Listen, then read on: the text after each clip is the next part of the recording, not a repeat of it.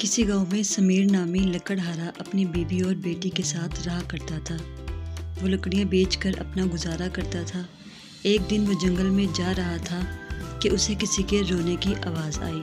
اس نے ادھر ادھر دیکھا اور آگے بڑھ گیا، لیکن آواز پھر آنے لگی۔ اب وہ آواز کی سمت بڑھا۔ تھوڑی دور جا کر دیکھا تو ایک بچہ رو رہا تھا۔ سمیر نے بچے سے رونے کی وجہ پوچھی تو بچے نے کہا کہ میرے ماں باپ کل اس نہر میں ڈوب گئے اور میں اکیلا رہ گیا۔ سمیر نے کچھ سوچا اور بچے کو اپنے گھر لے گیا۔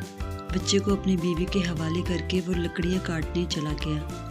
آج اسے لکڑیاں لے کر بازار جانا تھا۔ وہ بازار گیا تو ایک فیکٹری کے سیٹھ نے اس سے کہا کہ آج سے تمہاری ساری لکڑیاں میں ہی خریدوں گا۔ یہ سن کر سمیر خوش ہو گیا۔ سیٹھ نے اسے دگنی رقم دی تھی۔ اس نے بچے کے لیے کچھ کپڑے خریدے اور گھر آ گیا۔ گھر آ کے اسے پتہ چلا کہ بچے کا نام حمزہ ہے۔ دوسرے دن وہ پھر بازار گیا۔ آج سیٹھ نے اس سے کہا کہ مجھے اپنے کام کے لیے ایک ایماندار آدمی کی ضرورت ہے اور تم اس کام کے لیے بہترین رہو گے۔ کیا تم یہ کام کرو گے؟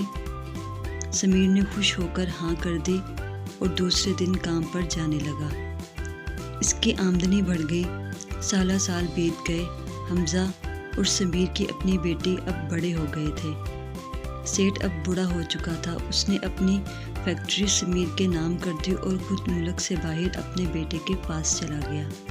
کچھ عرصہ میں سمیر نے اپنے لیے ایک بڑا سا گھر بنا لیا اور وہ سب مل کر اس گھر میں ہنسی خوشی رہنے لگے۔ اس لیے کہتے ہیں کہ اللہ تعالیٰ انسان کی کوئی بھی نیکی ضائع نہیں ہونے دیتے اور انسان کو اس کی نیکیوں کا اجر ضرور دیتے ہیں۔